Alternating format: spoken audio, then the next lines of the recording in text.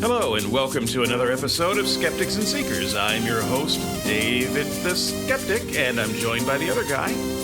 Yep, I'm Dale, representing the Christian or seeker side. Okie dokie, and today we have got a fantastic topic to talk about. It's my week this week, and we're going to talk about the reasonableness of disbelief.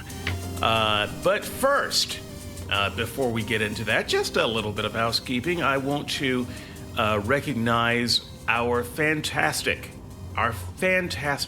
commenters that we have. Thank you, one and all. And each week, we're going to start taking just a little bit of time at the beginning of each show to do a little bit of follow-up from the last show and maybe highlight one or two of the best comments from the following week. Hopefully there's at least one or two seeker comments and one or two skeptic comments. And the key is that they are actually on the topic of the thing that we were talking about. So where there are lots of comments and lots of discussions, we do want to encourage more discussion about the subject matter that we actually talk about in the blog and on the podcast. We do select these topics for a reason, and we hope to provoke some thought there. This week, our highlight is listener, seeker, author, our resident Catholic, who put in a lot of time developing some links about Alexandria Philo and his particular views on logos theology, which go even deeper into the topic than what we were going into this week. And I just wanted to let him and everyone else know that we promoted that link section to the blog proper itself because it was of value. And so thank you, author, for that, and everyone dig into that this week. The reasonableness of disbelief. So, as you know, I'm a disbeliever, an unbeliever. And the thing is, I used to be a believer. And what I hear a lot today is Christians talking about the reasonableness of belief, which is, I think, a much lower standard than what they should be shooting for. Sorry. So David, just before you get into your case, remember our format for the audience sake. Are you making any positive claims this week, or specific presuppositions and that sort of thing that you want to mention? Well, sorry. Yeah. So the answer is yes. I think so. So my claim is that disbelief or the lack of acceptance of a God belief is reasonable. I think that's a claim. Cool.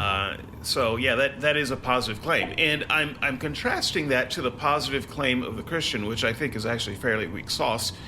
That it is reasonable to believe. First of all, I don't know a lot of skeptics who would deny that proposition. Most days, I don't deny the proposition that it is reasonable to believe in God. I actually, this might come as a surprise, I don't think it is completely unreasonable for a person to believe in God. Now, I don't believe that the belief is particularly justified. I don't think the reasons are particularly good reasons from a logical perspective, but I do think that people have reasons. Everyone has a reason for believing what they believe, even crazy wrong things. And those reasons aren't necessarily bad. They're certainly not something that we couldn't understand. So I do understand why many people are believers in things that I think are outlandish. And I don't think that for them it is unreasonable for them to hold that position. So I kind of shrug my shoulders when Christians take a kind of a really what I think is an ultra defensive position of just punting to the lowest level of reasonableness to make their claim. Well, it's reasonable to believe, and then they make the belief, and therefore you should believe too. And really, all they really should be arguing is, you should stop being mean to me, and pretending like I'm unreasonable for believing this. I would actually agree with them, by and large, on that.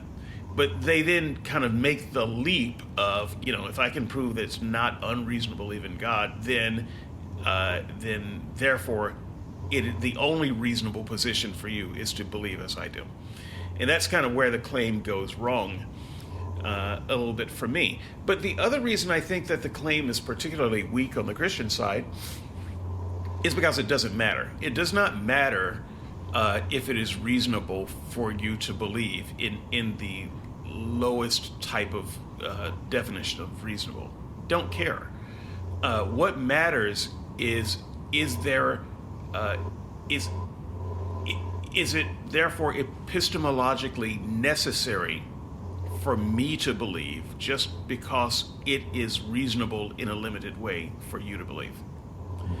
And so the Christian still has to make that case that it is epistemologically necessary for me to believe. And that is the case that they have not made, and that is the case that I'm responding to. And so I think that it is a much stronger statement for the skeptic to say it is reasonable for me to disbelieve your claim. And the reason why that's a stronger statement is because if the skeptic is right about that, then the Christian project of evangelism is lost. It is a lost, dead cause. They can never acknowledge that it is reasonable for a person not to believe in their God, because then they can't blame that person for not believing in their God. Their God has no justification for punishing a person for not believing their God. And so somewhere in their minds, they have to say that you are being unreasonable if you don't believe my claim of a God. And so it is a stronger statement when the skeptic makes this statement, and that is the statement that I am making today, in the skeptic that I plan to prove with my argumentation. Now, before I get any further, I also want to take a moment for definitions, because Dale, in his blog this week, I think, made some statements early on that confused definitions. And so I just want to attack that head on for the moment and say definitionally, I am not saying that there is no God or that there can be no God. These are things that I actually believe. That is not the case I am making this week. So please attack me on the case that I am making and not on the case that I am not. The definition of atheist has nothing to do with whether there is no God. It simply has to do with whether you accept the claim. Someone says there is a God, and you say, I don't think you've proven your claim. That's it. If you want to go with a definition beyond that, you're just creating your own definition, your own straw man. That definition does not define what I'm saying. It probably doesn't define what anyone in the audience is saying. And I will waste very little time attacking or defending against your straw man if you want to say something else. So, that said, disbelief, it's not so much a positive assertion that there is no God, but I simply don't believe that you have justified your claim, and having looked at your claim, I don't believe it. So if you don't understand the nuance, listen to about 12 years of the atheist experience, and then when you're done with that, come back and we can talk. Before I move on, in fact, I'm going to take a breath and just give Dale a chance to respond to that, so that we don't have a later issue in this podcast about definitions. Sure. So David's right. So, and it is partly David's fault, because if you remember last week, he asked me to write my blog independently of his. So my case is semi-independent. I'm not directly responding to his. I'm giving sort of an argument, and I constructed the argument thinking by disbelief he was making a positive claim that God probably doesn't exist, and he's rationally justified or reasonable in believing that. So David was kind enough to get back to me and say that's a total straw man, blah, blah, blah. So David, you'll be happy to know that my argument will apply even to your definition of atheism. It applies both to anti-theism and it applies to atheism as defined as simply a lack of belief. So I have modified my blog to accommodate both definitions. Now, one definitional note for you. So you contrasted, so you think it's reasonable to disbelieve, aka to lack belief. I equate reasonableness with rational justification to make my case. Are you happy if I use the word rational justification? It just means you've personally got reasons to lack belief or something like that. So here's the answer. I don't know. We might get tangled up in that definitional quagmire later, because there are traps here. I have fallen into them before. I might fall into them today that get deeply philosophical in areas that I'm not really prepared for. So there are things like reasonableness, as Dale points out. There is justification, and there is warrant. Warrant is another word that I suspect is going to come up. And I think there's nuance in these words, especially as Dale tends to use them. And so I don't know exactly how he's going to be using them and what I will and won't agree with. And I might agree with something early on that later I realize, oh, wait a minute. No, I don't actually agree with that. So, gotcha. Okay, so I'll define it. When I make my case, I'll define it because I use rational justification and reasonableness as synonyms, a basic, straightforward thing. You've got rational reasons. Okay, so I think I agree with that. Cool. Okay, so I'm just kind of stepping lightly through here, knowing that I'm probably going to get my leg blown off. But no trap intended. But yeah, sorry. So continue then. Yeah. Sure. Okay. So I'm going to be very brief, and I'm actually, for once, just following the outline of my own blog. So I don't really have anything to say outside I'm actually of what is prepared to rebut. Yes. So let's see how this goes. So I will just actually mention briefly the bullet points. And we might talk about this later, but it is also important to note Dale does have his own independent argument. So his argument isn't necessarily a rebuttal for this one. But what I think, just to make it clear for everyone, let me go through my argument, and then Dale, we can have some discussion over that. And then you can go through your argument, and we can have some discussion over that to keep them separate. Sure, cool. Okay, so first, the reason number one that I think it is reasonable to disbelieve is a rare appeal to authority on my account, and so I want you to recognize that this is rare and also limited in how I'm using it. We all have appeals to authority. From the time we are born, we appeal to authority, and authority is anyone bigger than us, and that's pretty much everybody. And we go home to our mothers and our fathers, and we grow up, and what they say is the highest authority in the world. And we believe things. Most of the things we believe, probably up until the time we were 6, are just because our parents said it. It doesn't matter how ridiculous it is. We're going to believe it. That is, in fact, an appeal to authority. And then we go to school, and we're told to obey the teachers and the principals and the powers that be there. And so we are going to also believe things just because they said it. Now, as we grow up, we realize that the authority figures in our lives are idiots. But the damage is done, if you will. There's a sort of an indoctrination that it's very hard, if not impossible, to completely get rid of all of the things that we learned from our early authorities. And I would say that the number one reason that people believe in God, and particularly the God that they believe in, is because that's what their parents believed. Now, there are, exceptions to this. So don't at me. on that. But I'm saying, as a rule, if you grew up in a Muslim culture, you're going to be Muslim. If you grew up in a Hindu culture, you're going to be Hindu. If you grew up in a Christian culture, you're going to be Christian. And within that Christian culture, if you grew up in a fundamentalist culture, you're going to be fundamentalist. There's a, there is a cultural attachment to this belief, and I equate that to authority. And so when people believe in some outlandish thing, it is often because the authorities in their lives inculcated that into them in their formative years. So in my case, I would say that I would also appeal to authority in the same way for not believing. So all of the authorities that I care about as an adult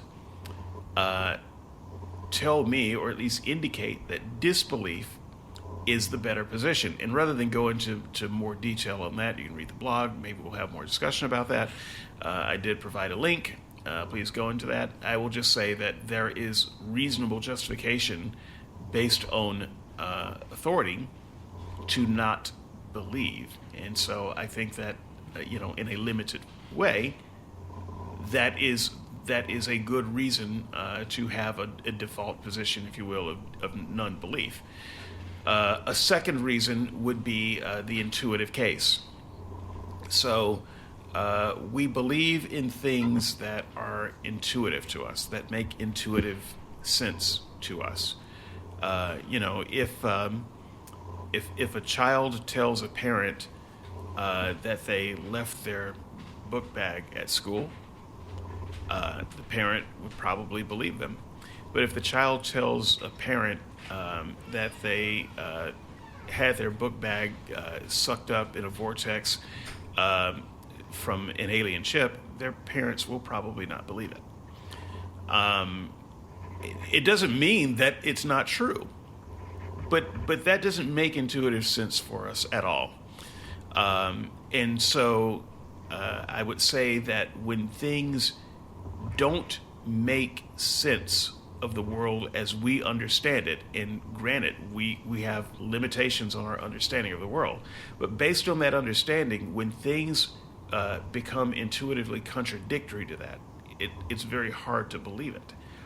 And so from my perspective, the God proposition and the Christian proposition does not make intuitive sense, and it is contradictory to how I understand the world. Now, I can be wrong about my understanding of the world, but right now, my understanding of the world is not unreasonable, and therefore, the God proposition not fitting into that is also not unreasonable.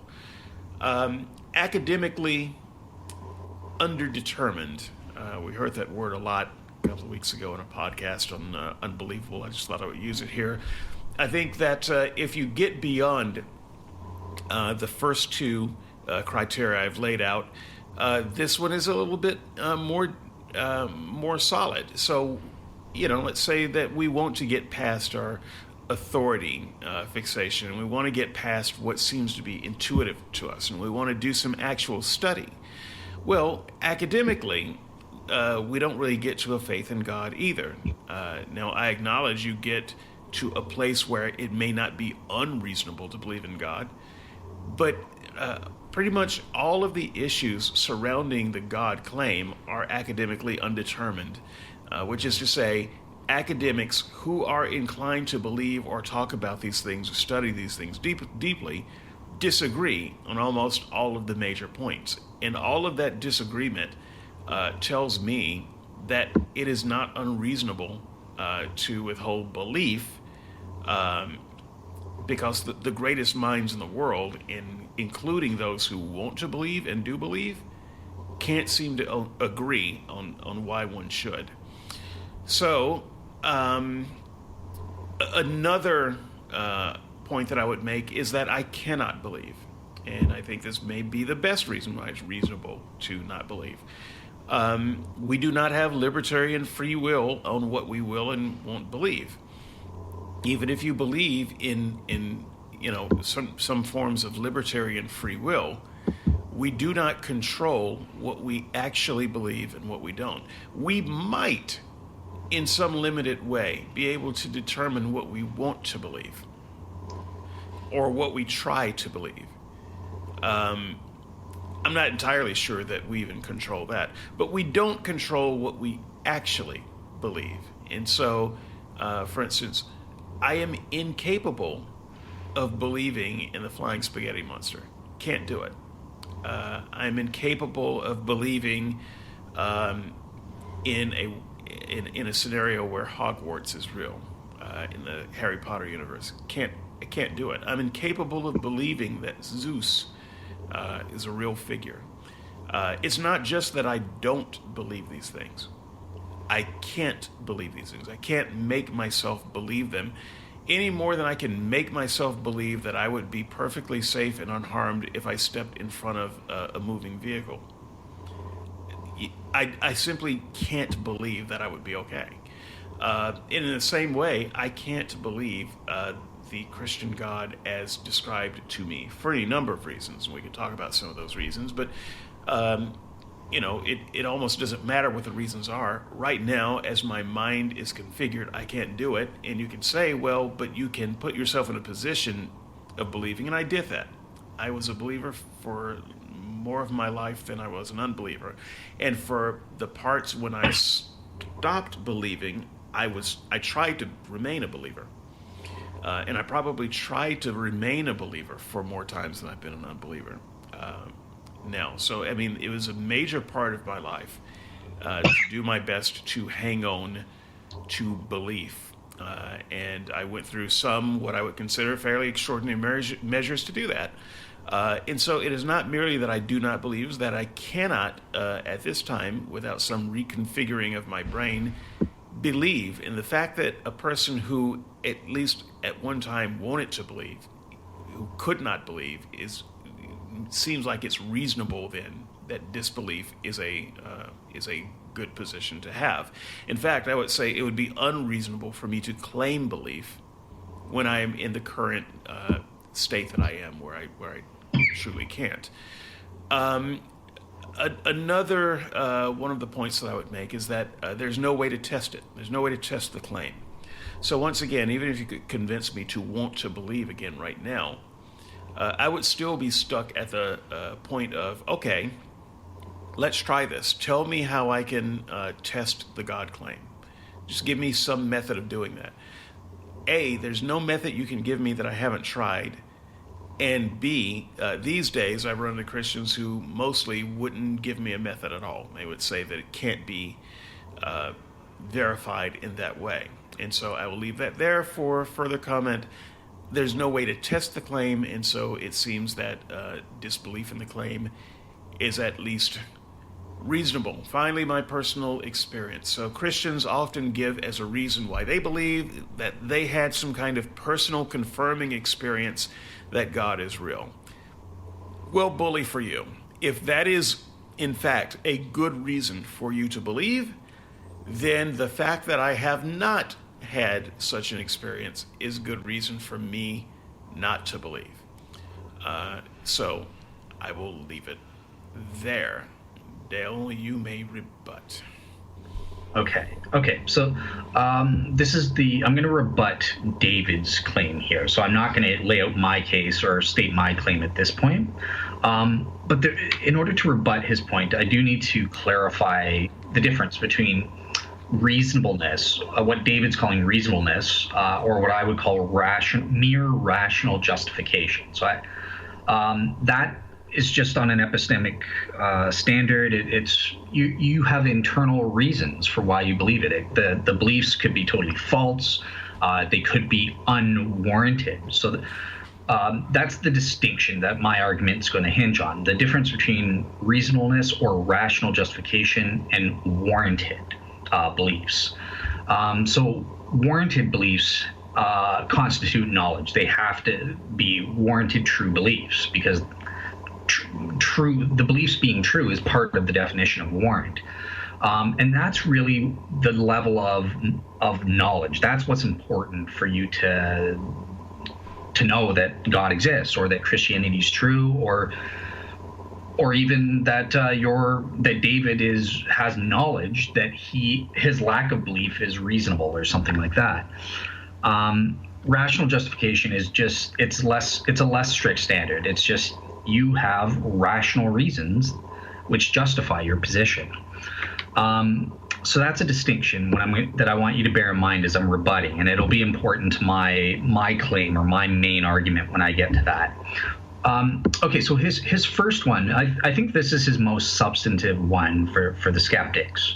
Yeah, well, I think this is one that's most persuasive, let's say that, for a lot of the skeptics in our audience.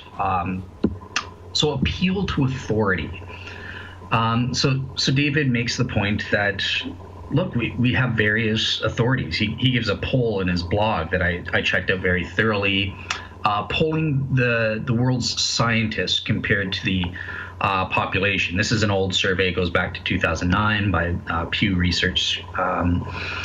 And David will claim that, look, the majority of scientists, according to David, don't believe, they're atheistic. They don't believe in God. So therefore, it may be unwarranted, but it's rationally justified for me to appeal to these experts. And since they don't believe in God, I just go with the flow. I just go with them.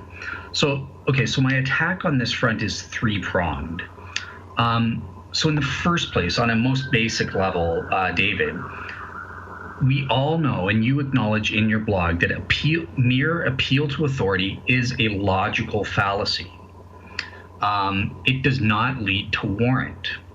And I would claim, what my eventual independent argument is going to say is, if you know that you aren't warranted, then you can't be rationally justified in thinking that something is the case. So because you accept the laws of logic, you don't believe the same way as I do, but you do accept them. You're not a postmodernist. You're not, you don't deny the logical law of non-contradiction. You go with it. And logical fallacies do not lead to warrant, and you are aware of this fact. So therefore, you can't claim to be rationally justified in appealing to an authority as a reason to lack belief. So that's my first line of attack. Should I turn it to you or give all three, and then? Well, maybe give us some color on warrant, and show what you mean by that and how it's different from rational. The other term you used. So. Okay. Yeah. So yeah. See, it's part of my case.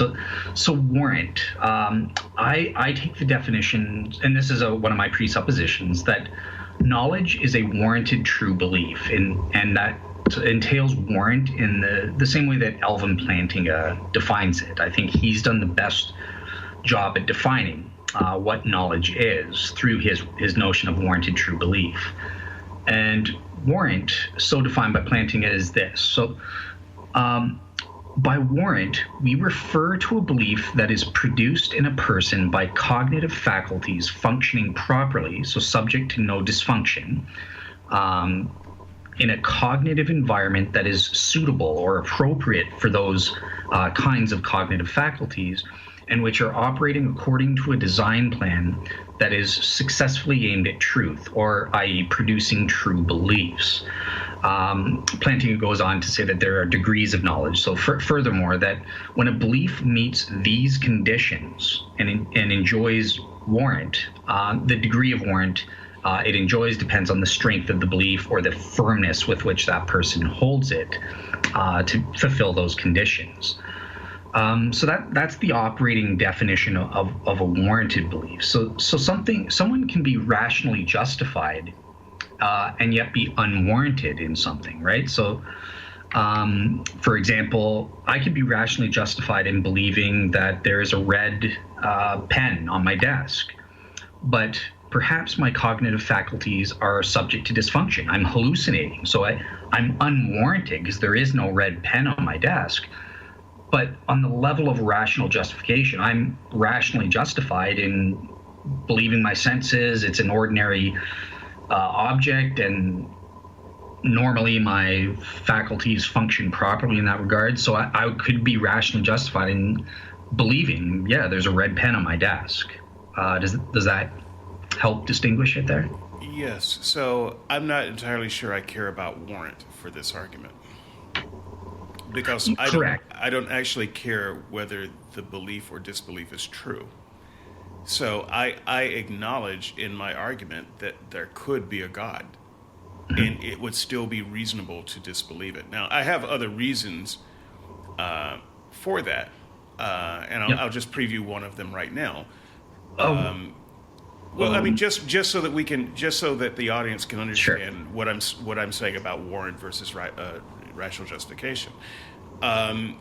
So let's assume that there is a God, and so the only warrant one would have would actually be to come to that knowledge and accept that.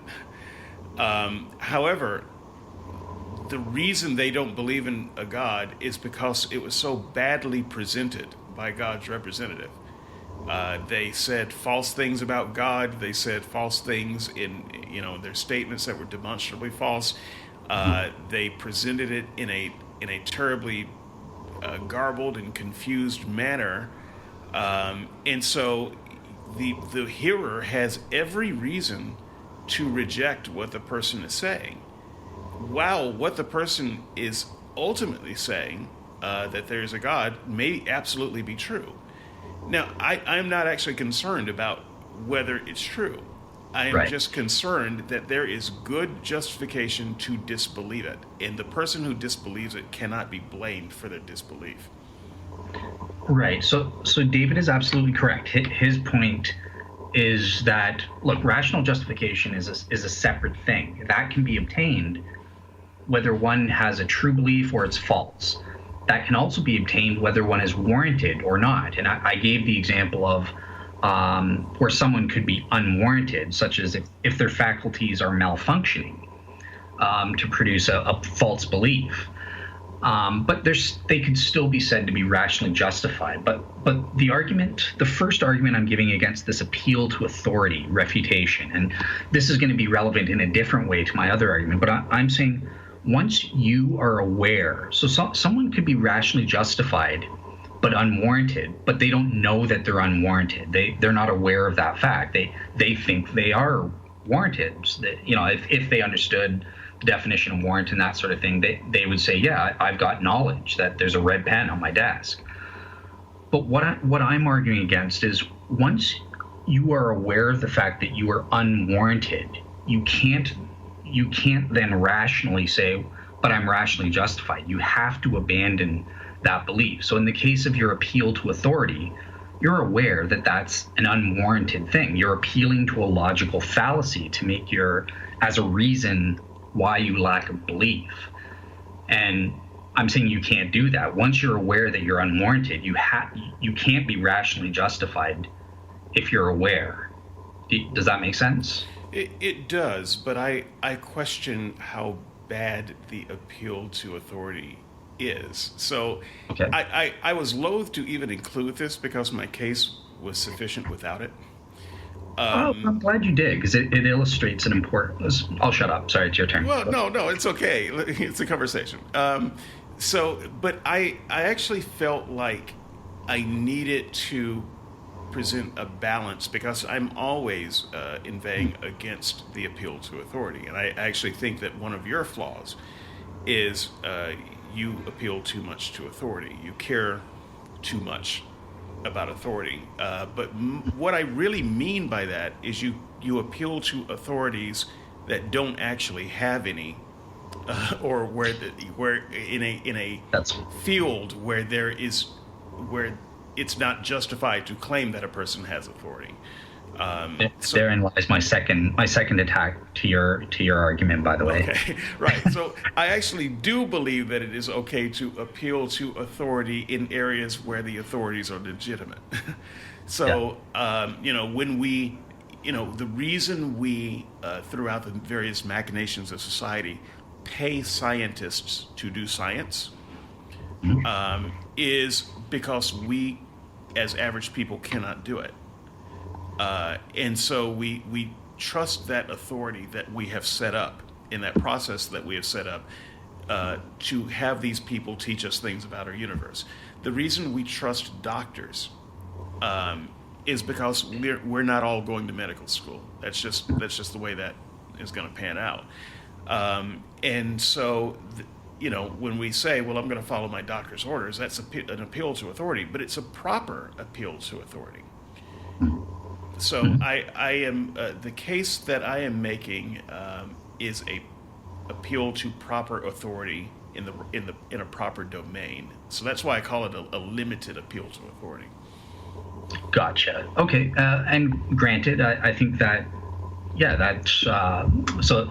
When people make a common mistake that, if you're just appealing to authority, they said it, therefore it's true. That's a logical fallacy. That's unwarranted. But that doesn't prevent someone from appealing to actual experts that have knowledge, valuable knowledge or insights on a particular field. So that's entirely valid. And that's what I would say I'm doing when I appeal to biblical scholars or philosophers or scientists, logicians, and that sort of thing. So you're absolutely right on that. So here's my second level attempt then.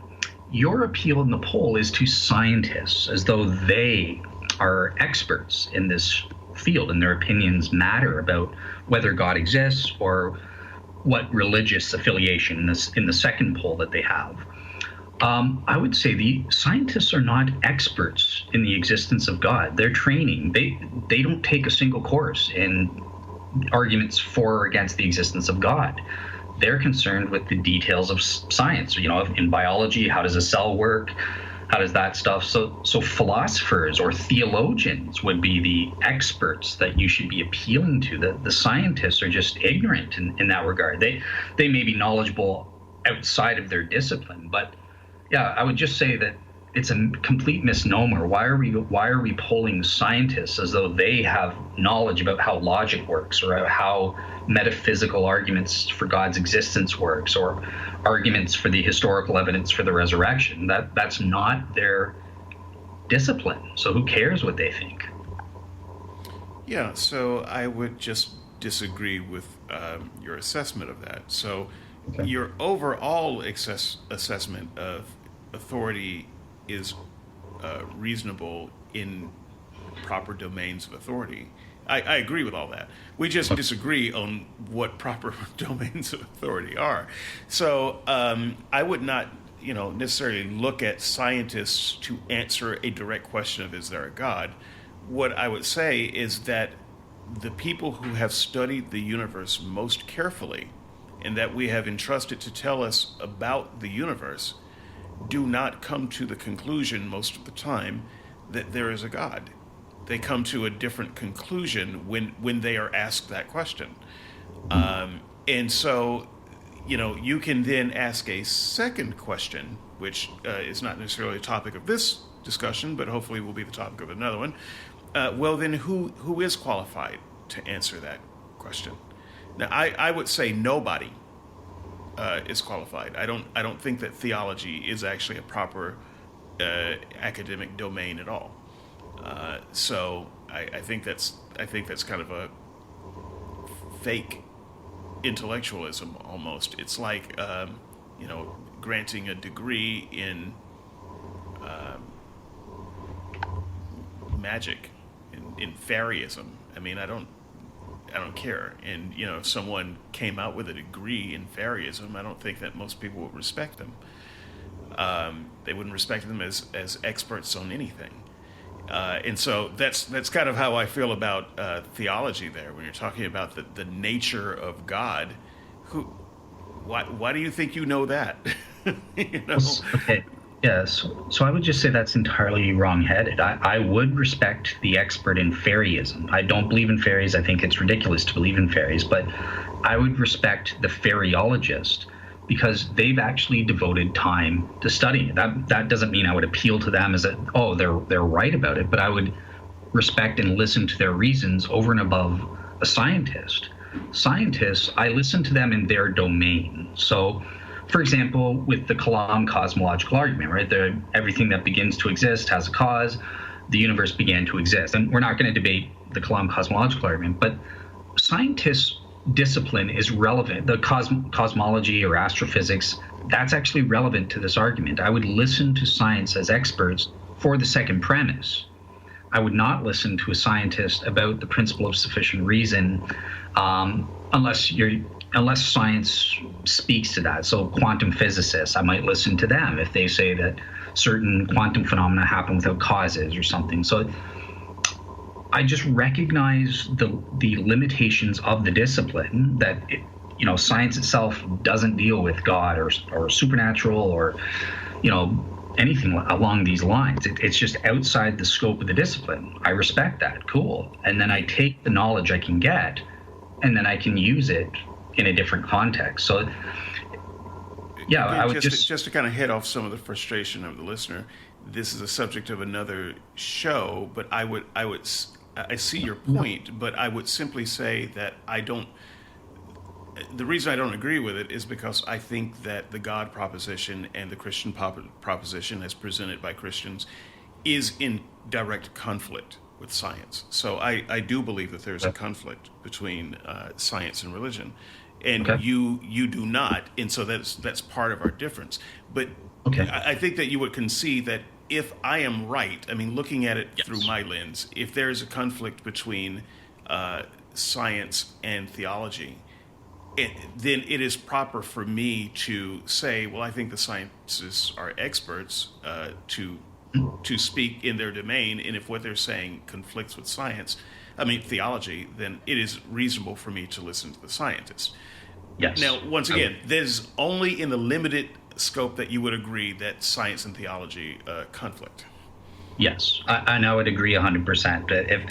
If something is an object of scientific knowledge and that conflicts with overall theological system of belief or a philosophical argument, absolutely, you have the right not to appeal to authority, but to use, to look at what the authorities have to say. It would be the proper authority to cite. That would be the limited thing that I would be claiming here. Yeah. So here's the problem, though. Your poll doesn't get into those details. It doesn't say that the majority of scientists think that there's a contradictory thing. It just doesn't tell us. It just tells us this percentage of scientists doesn't believe in God, this percentage does believe in God, blah, blah, blah. So the poll itself doesn't give us those details. Maybe they've all been brainwashed. And that happens in the academy, as I said. Francis Collins, do you know how much opposition, just because of his religious beliefs? He was an excellent scientist. Everyone acknowledged he was a great, amazing person at doing his actual discipline of science. But when he was selected to be the head of the Genome Project or whatever, that there was so much opposition from atheists simply because of his irrelevant religious beliefs that prior precedent showed had no impact on him doing his science. His proper science was not affected by his religious beliefs in any way. So there could be. I'm not saying that is the reason why why there are so many scientists who are atheists. But I'm just saying we don't know. The poll doesn't give us the details that we need as to the reason why. And this leads to my third point. You're just plain wrong. And the majority of scientists are not atheists. 51% believe in God or a spiritual higher power. They support me. They don't. I mean, obviously, it's not specifically God, but they're appealing to something beyond their science, the spiritual higher power. So the majority of scientists are against atheism. So you should just follow them and not be an atheist. You shouldn't lack belief. You should believe in something spiritual, positively. Secondly, in your second poll on religious affiliation, 52% of scientists believe in a religion. Sure, they break that down into Protestants, mainline Protestants, blah, blah, blah. But if you just look at religious belief in general, the majority of scientists believe in a specific religion. They're not atheists or have no opinions or something like that. So, yeah, I would say even if your argument holds here, appealing to authority, you should become a religion. You should not lack belief in God or a spiritual higher power or whatever. You should believe in something spiritual. So yeah, that's my three-pronged refutation of using this appeal to authority. So I encourage people to follow the link. look at the poll, examine the data for yourself. I think that Dale is wrong about me being wrong, but so for instance, higher power is in that poll, but specifically God, as most of us formulate God, the scientists don't believe. So, for instance, there are plenty of scientists that are deists, and then some Christians would claim, "Oh, you see, that person believes in God." No, they don't. So I think that is a reach that is unjustified. And so when you look at this particular number, the particular breakdown that I'm looking at right now, 33% believe in God. 18. Hold on, no. Let me just put these numbers out. 18% don't believe in God, but do believe in a universal spirit or higher power. So they are making a distinction there.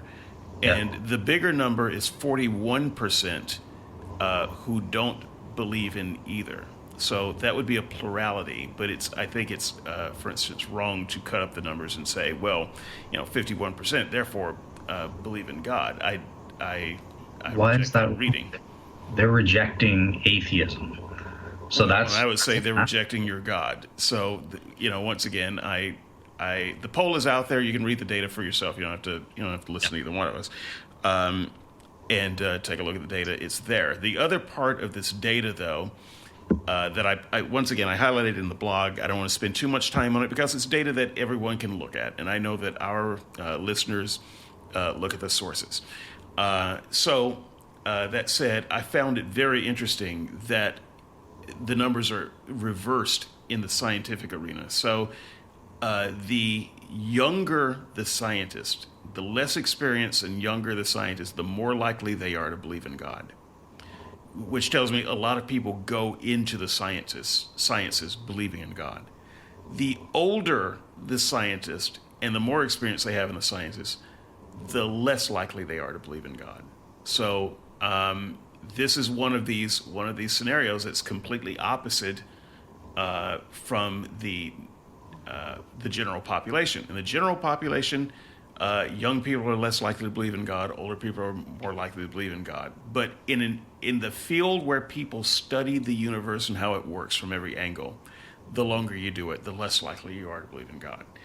Okay, so my question to you, and this will be the last probe that I did, unless you want to continue on it, because I know that you have other points. I know we got a lot to talk about. It's an interesting discussion. By the way, remember, if you have something interesting to add to this, we would love to do a little bit of follow up on this next week.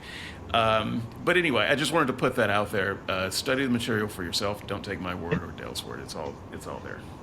Yeah, exactly. And 33 plus 18 equals 51. So my math isn't wrong. But okay, here's the point that I wanted to ask. You asserted and assumed that the reason the majority of atheist scientists are older and the younger ones is because their experience is what's turning them into atheists. How do you know it isn't brainwashing? They went to school in another time. It's like the old time Hollywood. Why do they all talk weird in the 30s and 40s? I want some water, get me clear.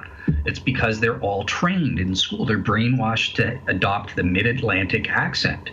It could be the same with these old farts, these old geezers in science. They've been and they were. We know this is a fact about academia, the way it was. Logical positivism.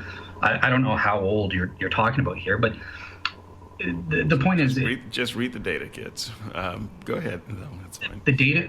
My point is the data doesn't tell us why, and I don't even see where you're getting about older versus. Oh, okay, I see the ages. Yeah, okay. No, it's there. Yeah, and the ages are there and all that. It's fine. And the fields and that, yeah.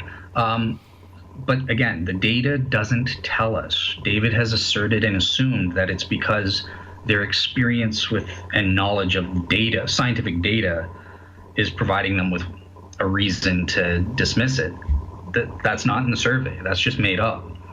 So yeah, that's cool. It's not unreasonable.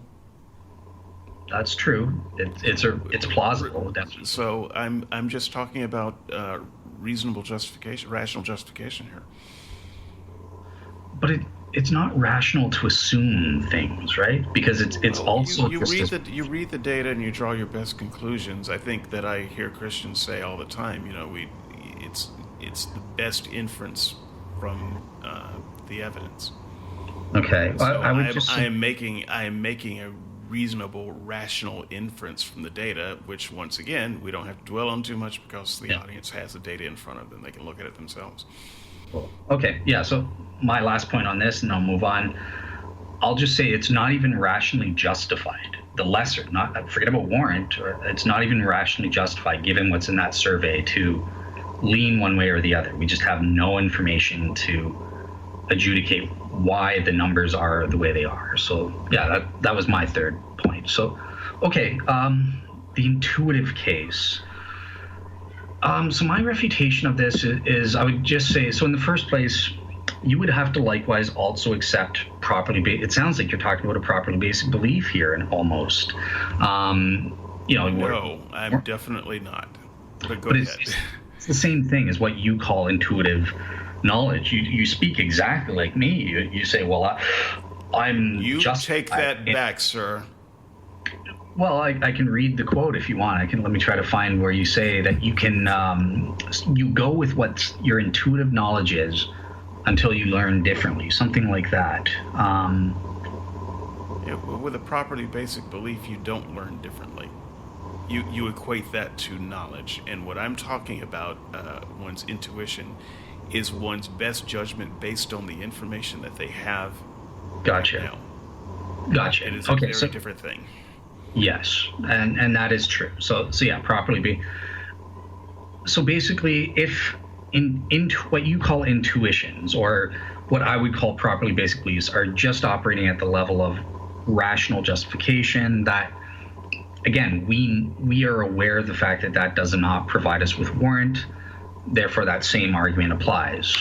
You can't, once you're aware that you're unwarranted, you can't claim to be rationally justified. So yeah, that's the only counter for that one that I have.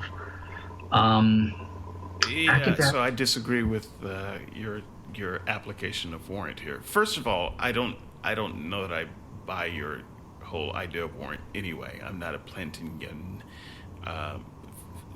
philosophy follower, so I know that you are, and a lot of this comes from there. So this is a particular formulation of an idea. That said, I don't know that your application of this actually holds. So when I say that a person's intuition tells them a thing, by intuition I don't just mean, flip a coin and see what happens. I mean, it's the information that they draw based on the information they already have. So, for instance, if you have information that all of the jelly beans in a jar are red, and someone asks you to draw a jelly bean from the jar but don't look at it, and asks you what color it is, you are justified to say red. Now, I acknowledge that you may be wrong about your prior knowledge that all of the jelly beans are red. But that's the knowledge you had going into this. And so you would actually be unjustified by saying blue. Even if you were holding a blue jelly bean in your hand, it would be not justified, not rational for you to say blue. Okay. Based on your prior knowledge. Great. So I would say this then. So forget about Plantinga's definition. I need that. That's true. And I plan on doing a show where we discuss what are the different definitions or notions of knowledge, and why do I think Plantinga's notion of a warranted true belief is the best.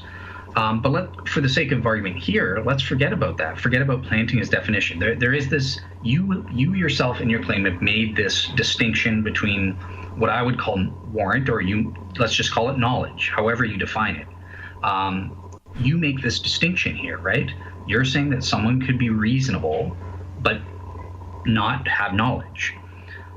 So our intuitions if our intuitions, according to you, do not provide us with knowledge, and we are aware of the fact that it doesn't, then you can never be rationally justified. Once you're aware that you don't have knowledge, however you define it, you can't go back and pretend.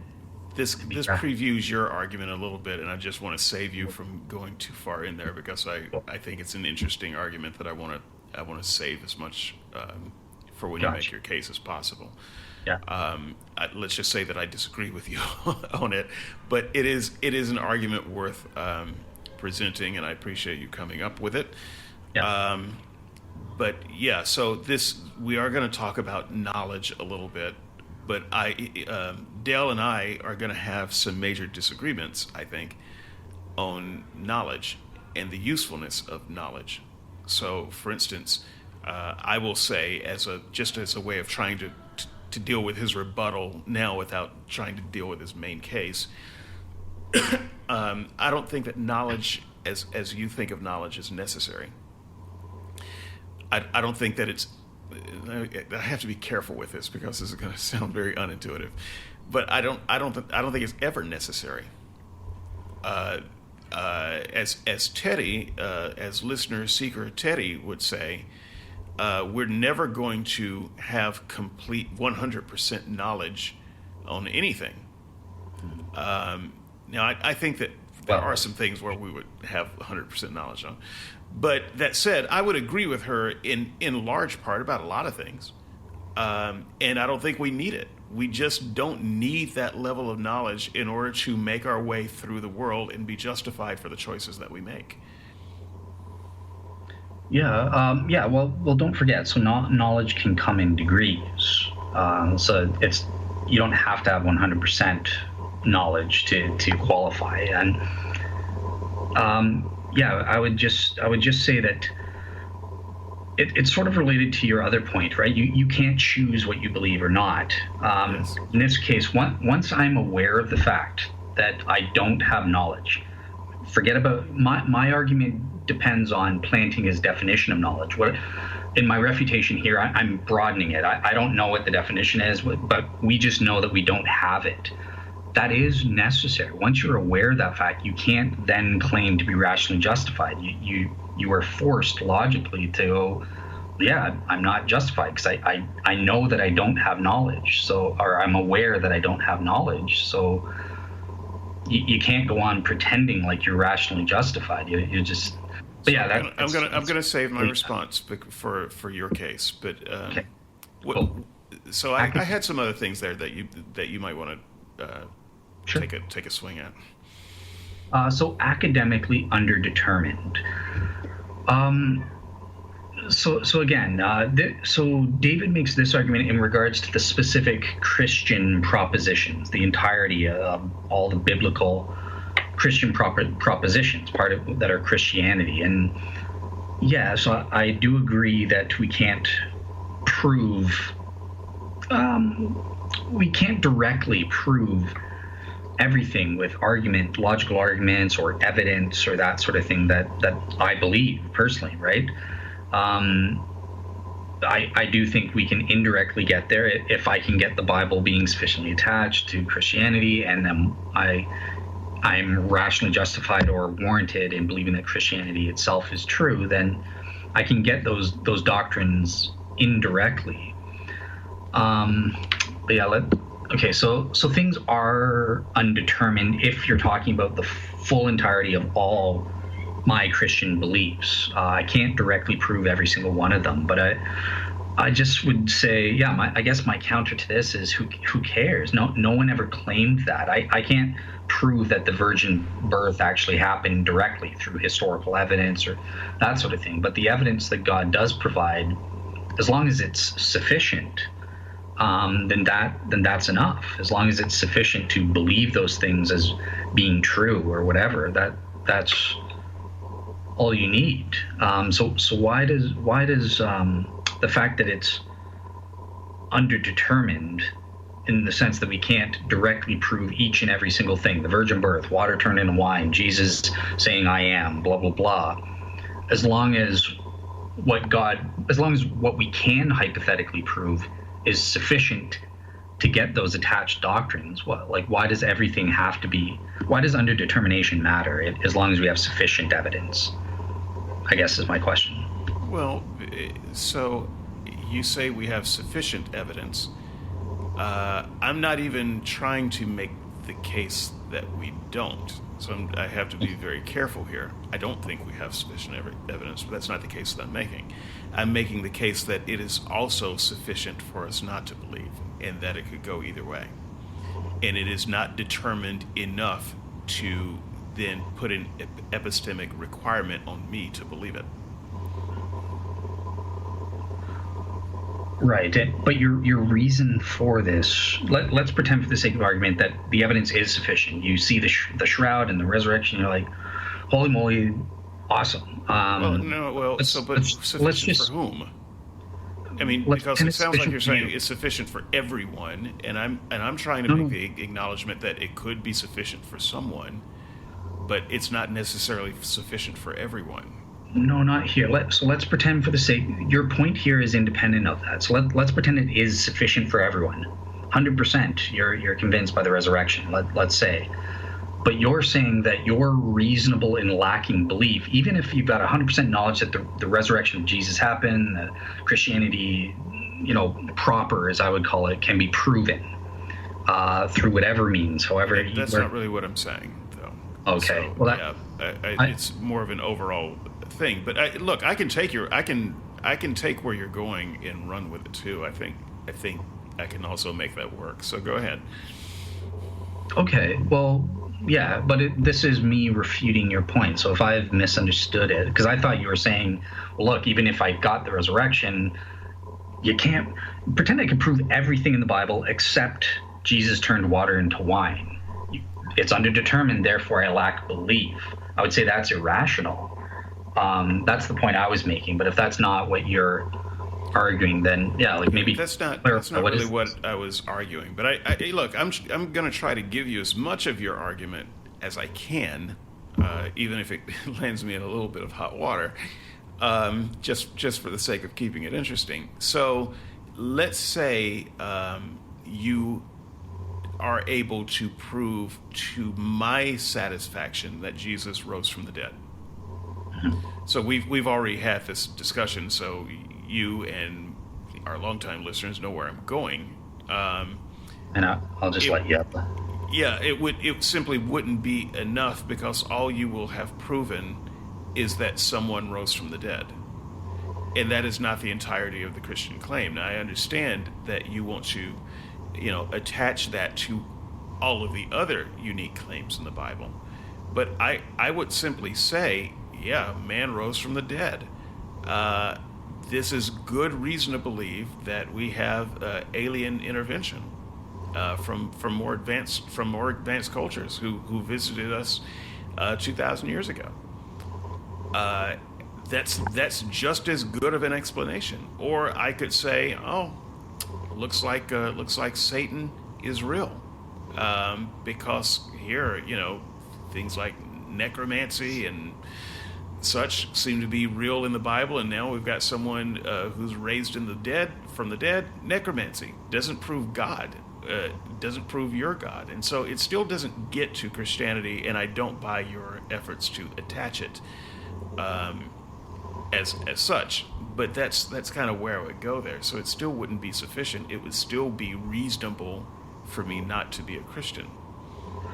Well, so no, it wouldn't, because I get what you're saying. You're right? But that's part of when I say I've sufficiently proved the resurrection. I'm saying we've dealt with the factual issues and we've dealt with the explanatory models. Aliens, blah blah blah. They're all out. The Christian God is real. He resurrected Jesus or whatever. I'm saying, pretend we've got that to where that's more than I'm able to grant and be coherent, I think. So. Yeah. Well, I don't want to attack a straw man though. So what is this argument? I don't understand what is this reason that what do you mean by academically? Yeah, on just about every issue that matters to Christianity, when you put two academics, usually we can give you Christian academics, they disagree on major aspects of it. So, for instance, did Jesus atone for our sins on the cross? What salvation happened there? Well, we don't know. Was Jesus God from the beginning, or did Jesus graduate into godhood? Theologians seem to disagree. Was there a fall of man that now we have to kind of overcome, or was there not? Theologians are not on the same page here. So these really important issues, where you would expect to find unanimity, you don't. So Okay. I think that the fact that you don't find it there is reason enough to doubt that the case has been made as strongly as the Christian would have you believe. Okay. So I see what you're saying. So it's you would question that you think that it's what God has given us, even if being charitable, pretend you could even say pretend everything in the Bible is 100% proven. You are satisfied. The entire world is satisfied. It's all true. Biblical inerrancy kind of thing. Even then, you think it's insufficient. We would require more. We would expect there to be more. Like, explain to us the model of the atonement. Explain to us a fully fleshed out philosophical model of the Trinity or something like that. Yeah, I think a systematic theology would be maybe a good place to start. A systematic and clearly understood cosmology would make a lot of sense. A systematic and fully fleshed out angel and demonology would make a lot of sense, since we're supposed to be helped or harried by these creatures. There's a lot of things that are important that are simply either not discussed or are discussed in such a way where everyone disagrees on it. We can, I mentioned in the blog, I mentioned some examples so people can read the blog. But one of the examples I mentioned is punishment. So if this message is so important, and it's so important for us to believe it, what are the consequences if we don't? That doesn't seem to be laid out very well, because you can't seem to find two Christians on any given show who agree with that. So it's all pretty underdetermined, and it kind of feels a little bit made up after a while. Okay, so yeah, in the context of this show, so everyone knows my Christian defense of this. I would just say that you're wrong. Your expectations are irrational, because what God has given us is sufficient for His purposes. But on the level of you being rationally justified, you think that you should expect more. Yeah. Okay, so I expect more in every other realm. Every other realm. If someone asked me to join the army, there's not a question that I couldn't ask, that a recruiter couldn't answer, that would satisfy me. I can become satisfied enough to put myself in that situation, but I can't with Christianity. Okay, well, we'll put it this way. You are aware, you personally, even though you have this, perhaps what you think is a rationally justified expectation for more, you're also aware simultaneously that for most Christians, despite these confusions, are able to understand it is sufficient for them to understand Jesus died for them. Salvation is the main point.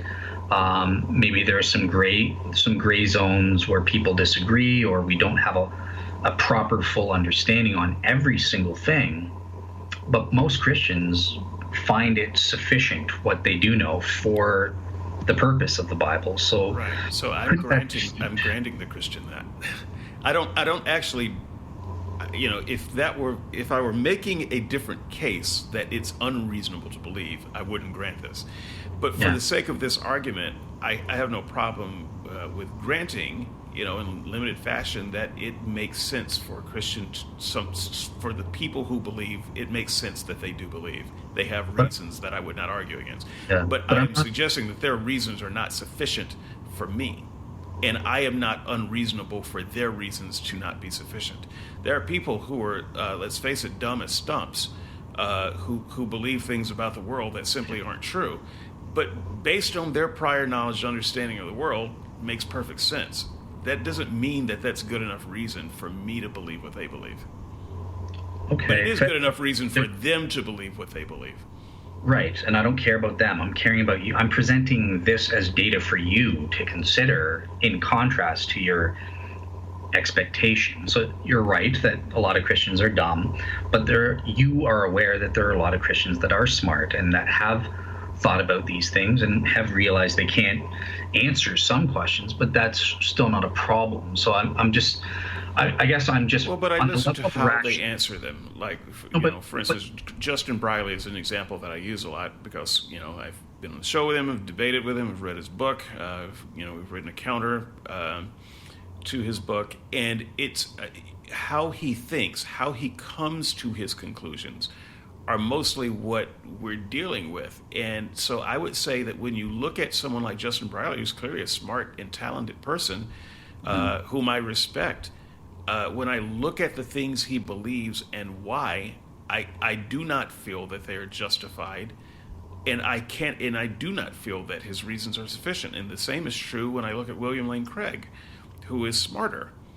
But when I look at his underlying presuppositions and reasons for believing things, I do not find that it is suitable justification for me.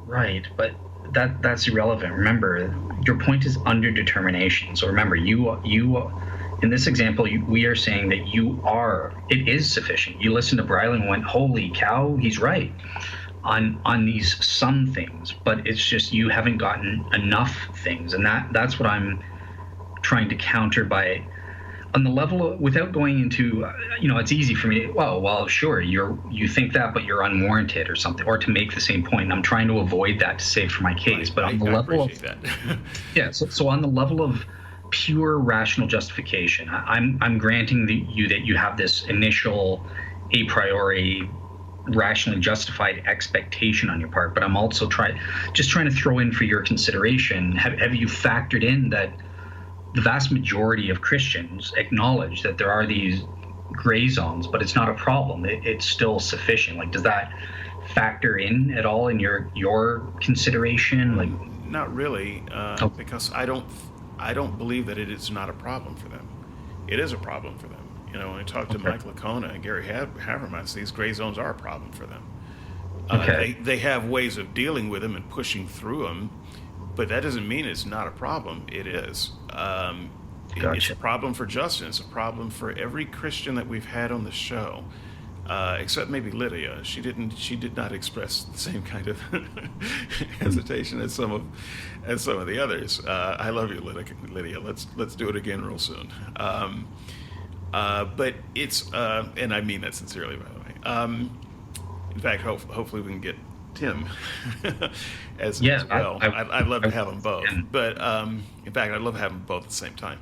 But that said, I disagree with the setup that you're making, that these guys, that it is sufficient for them and that they don't have a problem with it. I don't think it is sufficient for them. They do have a problem with it, and they are reaching for something beyond the evidence to deal with that problem. And that thing that they're reaching for is something that I don't have access to.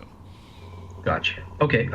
So on that one, I would say it's a draw. I can't, at least just strictly on the level of rational justification, outside of my argument that I'm going to be making, that you're unwarranted in having that, therefore you aren't rationally justified. I can't really break the tie on this one that I can think of on the spot then. So, all right. Fair enough. You cannot believe. Okay, so this is the one you added in today. Yes. So, and I actually think it's my strongest argument. So. Okay. I'm not entirely sure if it's relevant. So first, in the first place, I totally agree with you that I'm not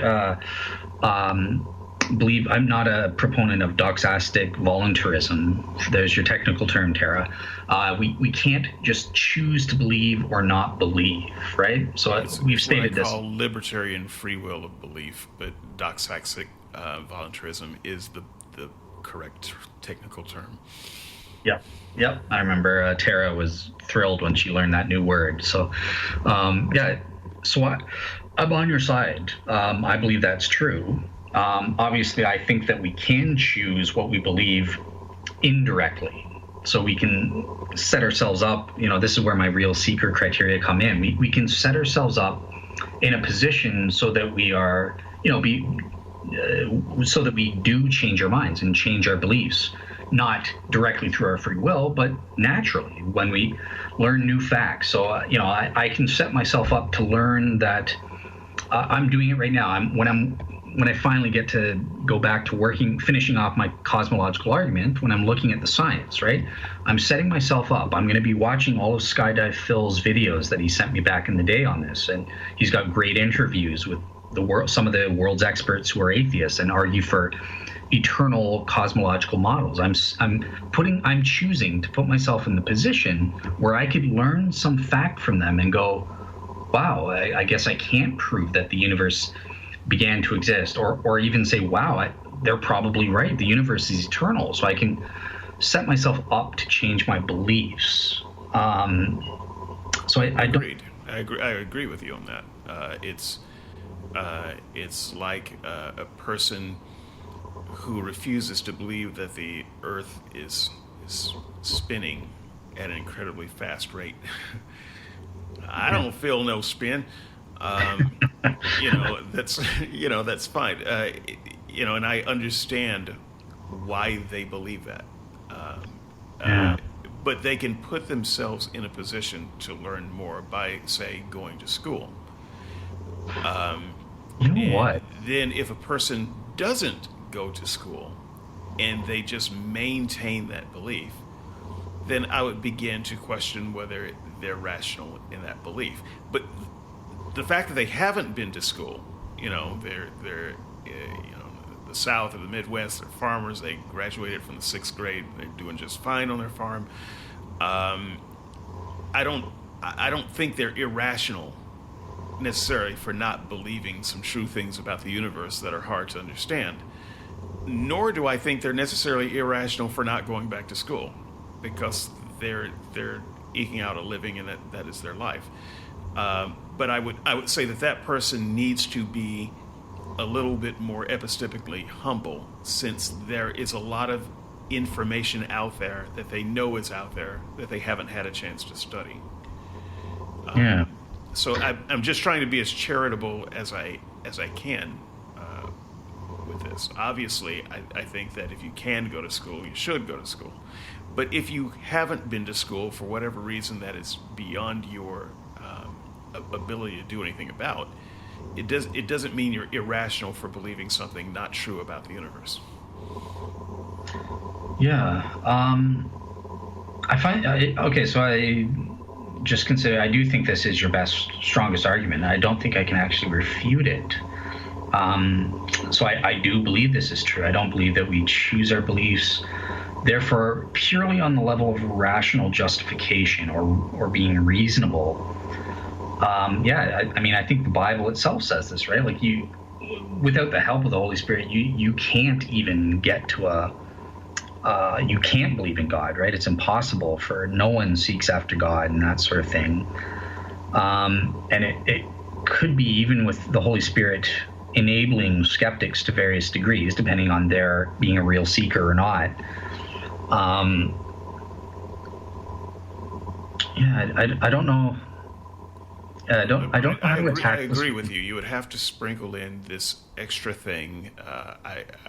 I would call it magic, but you have to sprinkle in this extra thing to get past this problem. Now, I understand how Christians do that, but I can even use theology to say that not everyone was meant to believe, and we can have that argument too. And I don't necessarily want to have that argument right now. I'm just saying that for whatever reason, you can say that my spiritual detector is broken. That doesn't offend me, at least not today. Okay. I would simply say, okay, well, I'm just a guy with a broken spiritual detector. I'm doing the best I can, though. I'm using my best lights, and I don't see your God. I don't believe it. And so I can no more believe in your God than I can believe in the tooth fairy. Yeah, well, And something has to change. Either something has to change in my brain to make me able to believe it, or the God or the tooth fairy has to do something more proactive to make me believe it. Yeah. Well, let me say this then. So this is my real seeker thing, and I've clarified before, but it doesn't sink in that I actually believe that some skeptics are rationally justified in not believing in Christianity because of this God element. What the skeptic is responsible to do is to be a real seeker after truth, fulfilling those 3 criteria. That's their responsibility. After that, it's on God. So someone could be a real seeker. I was myself, at the very least for 2 years. Maybe I was deluding myself prior to my Islam incident, but at the very least for 2 years, I was actively and consciously a real seeker in the full sense of my criteria, but yet God didn't reveal the truth of Christianity to me. It took him 2 years. So I do think that there can be skeptics before the point of no return who don't believe in Christianity, but they're real seekers and they are rationally justified in not believing. So yeah, I've kind of conceded. I'm a little bit iffy on when it comes to the existence of God because of Book of Romans as to whether someone I personally believe that even an atheist can be rationally justified as a real seeker and not believe, but yeah, I might be wrong on that because Romans does seem to say that when it comes to the existence of God or these general moral laws that you have to be you are not rationally justified in Well, let's see how the time goes after you make your case. We might get back around to that.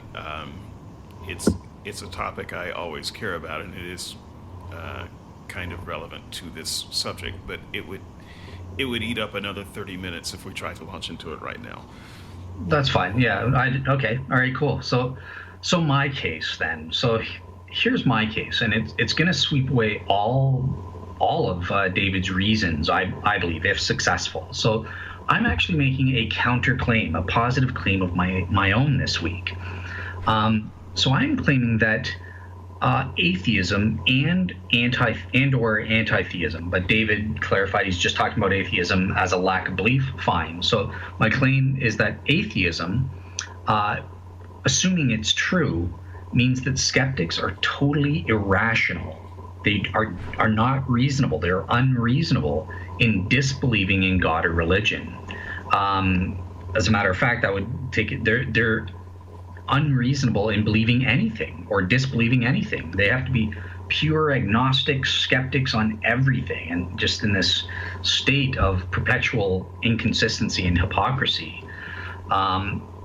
So there are a couple presuppositions here. So in order for this argument to work, I am assuming Alvin Plantinga's tripartite definition of knowledge as a warranted true belief. The second presupposition, I got rid of the one about anti-theism, so that's gone. But I'm also presuming that on atheism, the modern theory of neo-Darwinian evolutionary mechanisms are the sole explanation for how our cognitive faculties come about. So obviously I know the two are not equated. There can be atheists that don't believe in evolution, and there were for centuries. So the two are not connected, but I'm just presuming, because I think that most of the skeptics or atheists in our audience, including David, you guys believe in evolution. So I don't think this will be contradictory. You do believe that... To be clear, I'm a strict materialist. Then perfect. Then there you go. So this will apply to you. You believe that evolutionary mechanisms are the explanation for how we got our cognitive faculties. There are no immaterial or supernaturally guided or God design. There's no God design or supernatural design elements from an intelligent being as to how we got our cognitive faculties. Right. I don't know if it means that I say that it's impossible that happens, because I've said on a number of occasions it wouldn't actually matter to me if there was a first mover deistic God, it doesn't change it doesn't really move the needle for me. I don't happen to think there is, but as far as strict materialism goes, I think that strict materialism is sufficient explanation and requires nothing on the writing on top of it. Okay, but definitely on a balance of probabilities, you don't believe that's probably what happened. You side on the fact that naturalistic evolutionary mechanisms are what caused our cognitive faculties. Right. Okay. On a balance of probability, I think that is very likely the case. And okay. I think a lot of some Christians, maybe you, depending on the day, would say yes. Well, that may be the case, but there's this other thing, kind of like your dual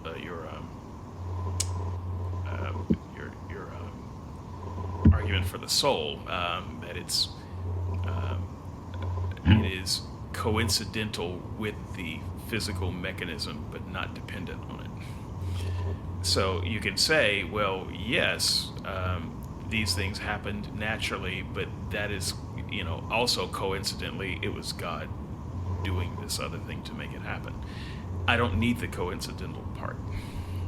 The natural explanation is enough. Gotcha. Okay. So great. So I think people get it, that what my presupposition is in making my claim in regards to evolution. It doesn't postulate some coincident designer God. If you want to grant that, great. I would love welcome to the club as being a deist, at least, and we can work from there. But so yeah, I'm going to be using an argument developed by Dr. Alvin Plantinga, and it's an epistemological argument. It's known as the Evolutionary Argument against Naturalism, or Atheism. I'm equating the two: materialism, naturalism, atheism. So remember his definition of knowledge. So remember the difference between rational justification and actual warrant. So knowledge is having a warranted true belief. I'll read out the definition again so people remember. So by warrant, I'm referring to a belief that is produced in a person by a set of cognitive faculties that are functioning properly, so subject to no dysfunction. Remember my hallucination of the red pen? That would be an example of dysfunction. And they're operating in a suitable cognitive environment appropriate for those specific cognitive faculties, operating according to a design plan that is successfully aimed at producing true beliefs.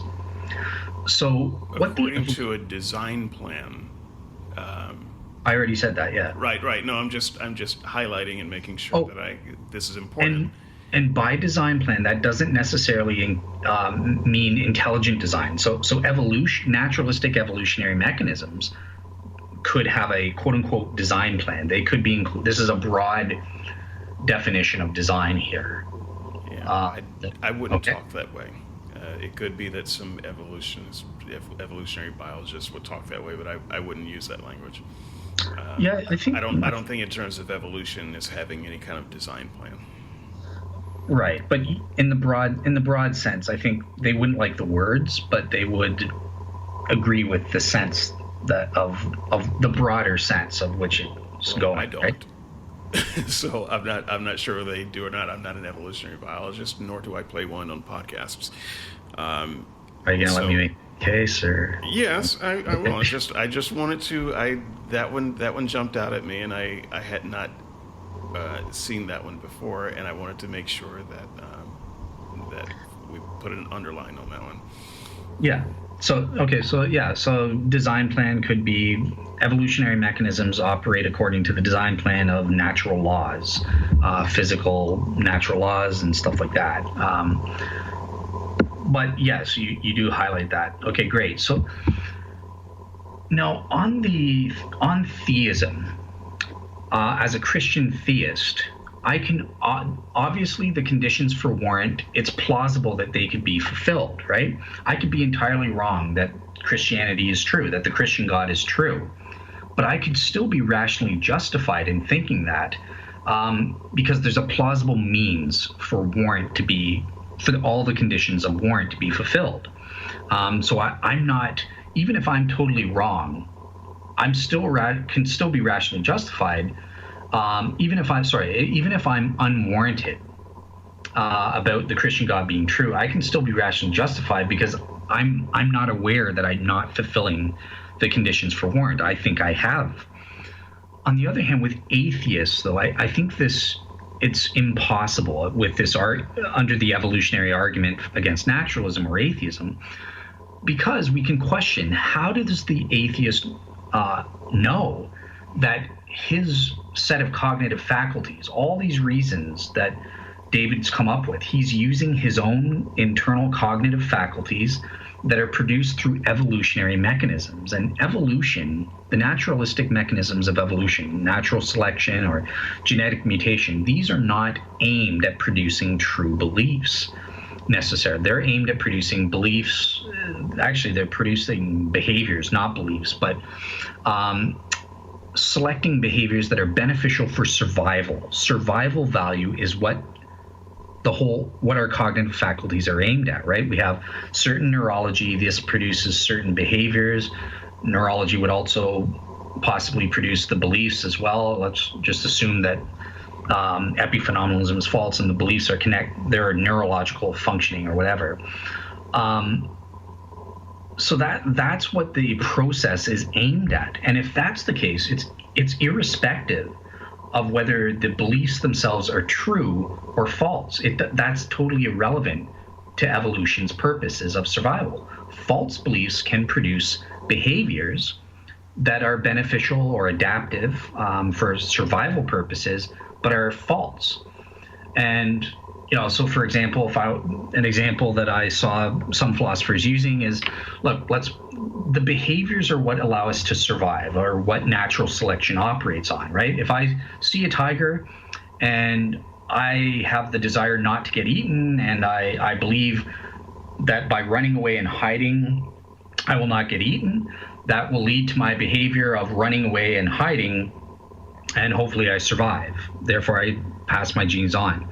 But by the same token, there are a whole host of false beliefs that could lead to the same behaviors, and therefore the same outcome. Natural selection, you survive. Maybe I'm really stupid and I believe, the tiger is a nice kitten or something like that, and I want to pet it. And I think mistakenly I have the false belief that by running away and hiding, that's the way I can get close to the tiger and pet it.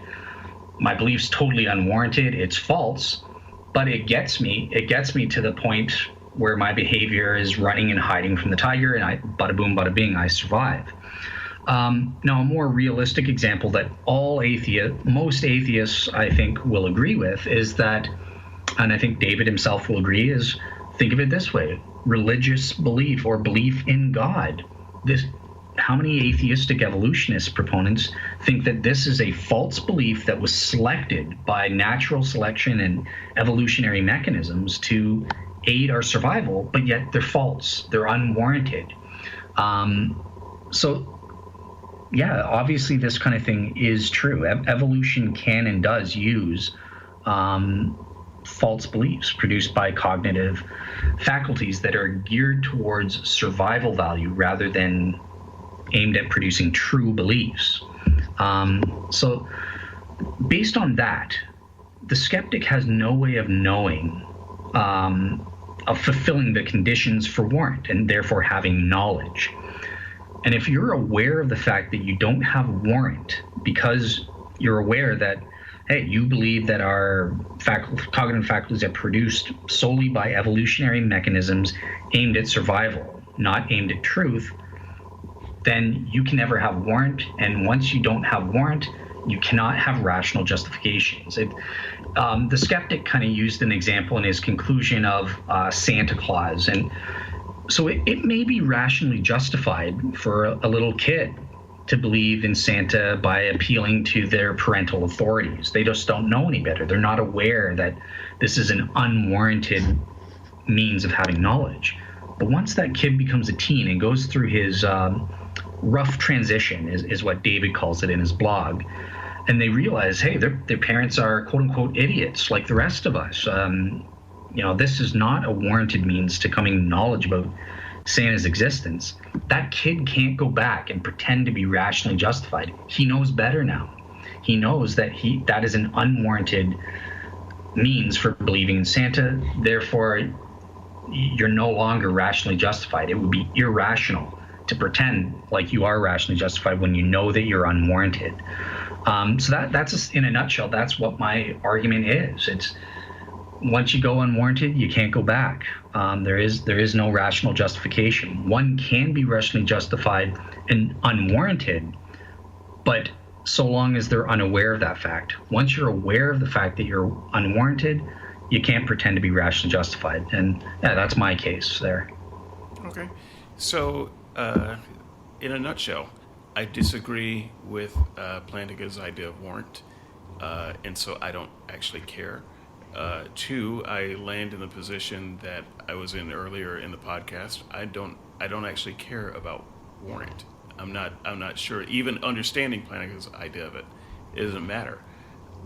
Three, I don't believe that evolution has a design toward truth, and so this is a presupposition by someone making a straw man. I would say I don't believe that at all. I don't think that evolution gives a damn whether we know true things or not. I don't think it gives a damn about anything because it can't give a damn. Yeah. And so I don't actually value truth as somehow the target that evolution is shooting at. So I don't find your argument compelling at all. I would argue that we don't actually need what you consider truth or warrant to survive. Right, that's correct. We don't need it to survive. So you've actually totally agreed with everything I said. Forget about the definition of Plantinga's thing. You agree that evolutionary mechanisms don't give a dang about the truth or falsity of the beliefs. That we agree on that. Correct. We also agree that evolutionary mechanisms are geared. Forget about design plan. You don't like those words. That the way they operate is based on survival value. So I would not agree with that. I would say that I'm agnostic about that. I don't know what the highest evolutionary calling is. You might say it's survival in a broad sense, but you can't say it in the specific because people kill themselves all the time, and people sacrifice themselves for a group. So individuals' survival may not be the highest calling, and so you might say, well, it is for groups, and individuals kind of act in a subconscious group way to make survival happen. I don't actually know. I don't know what the highest calling of survival is. Could be reproduction, and right. Some creatures will reproduce at their own peril, and so I would say that I'm agnostic about what the highest evolutionary calling is. Okay, great. So that's fine, right? There are evolutionary accounts of where altruism came from, or self-sacrifice and that sort of thing, from the standpoint of survival of the fittest. You wouldn't deny that natural selection is a natural mechanism. You think it's true, right? Right. I do. I think It's a natural mechanism, and it's not concerned with anything. It's not pointing the arrow toward anything. Gotcha. Beautiful. So even if under this thing, I don't know what it's aimed for. It's not aimed towards anything. You would admit there are cases where it can select false beliefs that accidentally lead to survival. Absolutely. I think religion is an example of that. I think that religion has, in fact, helped the species in some cases survive. I think that false notions of gods were useful because it was better than the alternative. Right. So it's but the fact that we hang on to those ideas, it should be case in point that really truth is not the issue. I mean, it was a good thing for some societies to sacrifice their babies. That doesn't mean that is a good thing overall, or that is a true thing. We still have people who believe it today. I mean, we have all kinds of dross left over from evolution. Evolution does not care. It doesn't care exactly. about this. So I agree 100%. Yeah, so you don't realize you're proving my point. You agree entirely with the argument. We can just have no confidence that our cognitive faculties are providing us with true beliefs. I'm not giving you that point. I could give you that point, and I I don't know if it would be an interesting discussion if I just gave you the point, but I don't think it harms my point if I do. Just because I don't think that evolution has some kind of guidance toward us coming to truth doesn't mean that I don't think that we can, therefore, that we have no way of knowing anything is true. So I think that we can know true things, but now we've got to have the discussion about knowledge, and this is where I would disagree with you and Plantinga on maybe what constitutes knowledge, and so forth. Forget about knowledge then. Rational justification.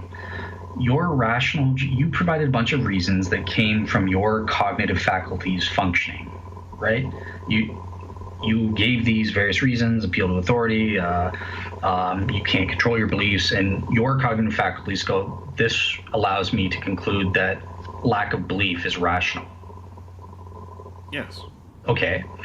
And your cognitive faculties are produced by a process that isn't aimed at anything. It's not like it's designed to produce true beliefs. Sure, I can go with that. So then that proves my point that you are not rationally justified. Once you know that, you are not rationally justified in lacking belief that is derived from the use of your cognitive faculties. Well, but I disagree with that, because it's not just, I'd say it's not just my cognitive faculties. We could argue that there's nothing but cognitive faculties. But I would say that my experience of the world, my senses as they interact with the world, the fact that I have a track record with the world of doing A and causing B to happen. So I think that there are things that we can look at and say, okay, this provides whatever truth is. This is a close enough equivalent to truth. I do A and B happens. That is true. I don't actually care about it philosophically beyond that point. But I actually want to see if I can take the thing you're saying and wrestle with that. Because I don't know that it matters. Well, just so the audience knows, right?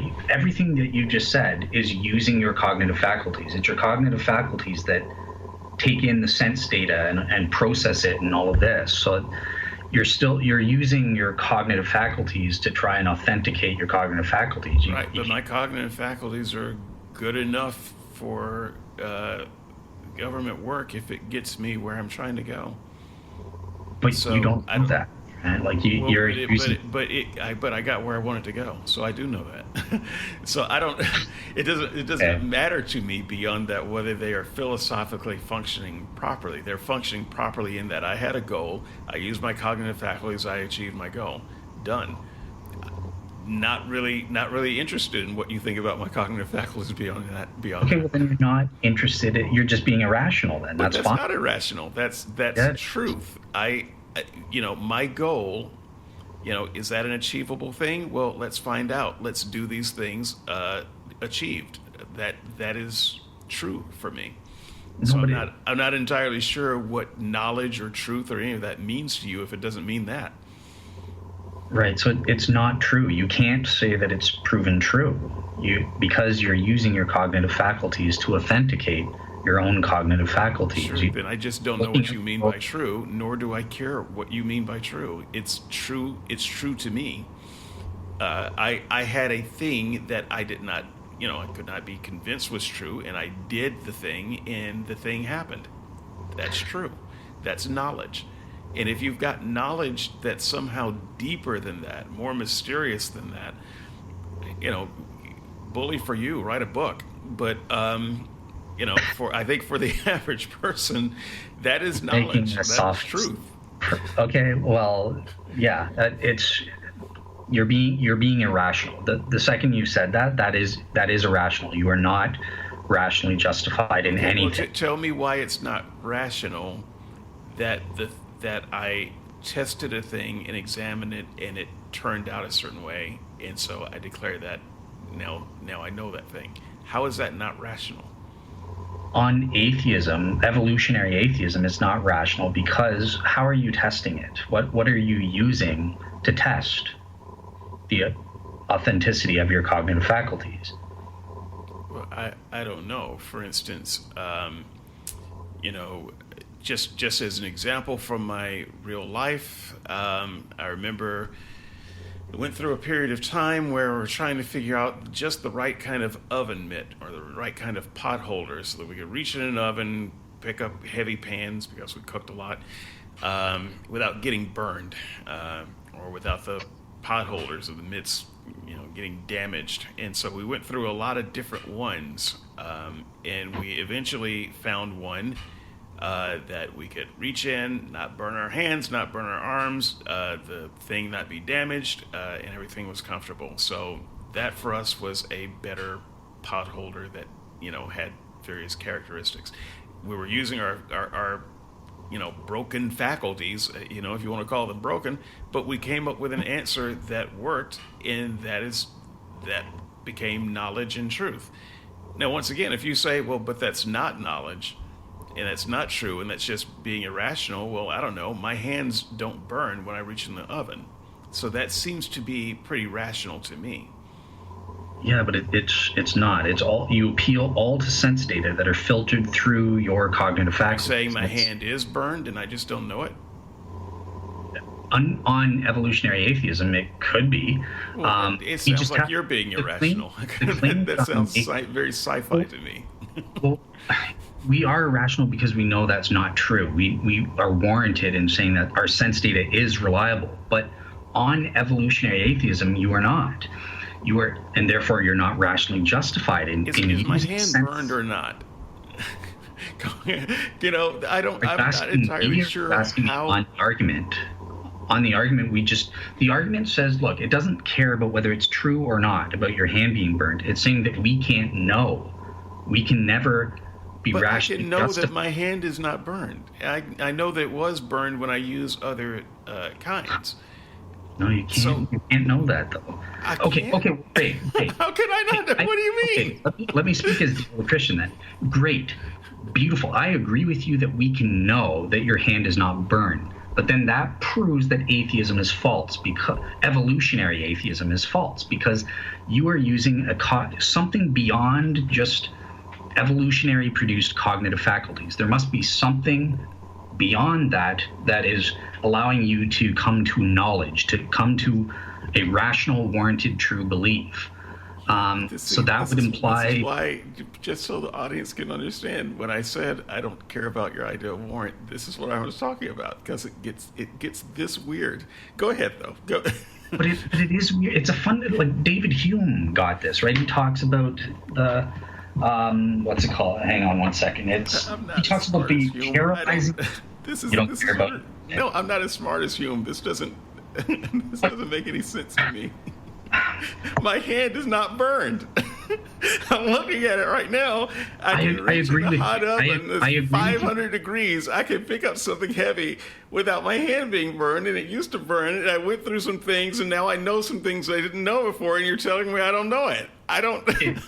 So put it this way: I believe you that you know it, and I'm glad that you claim to have at least some knowledge claims.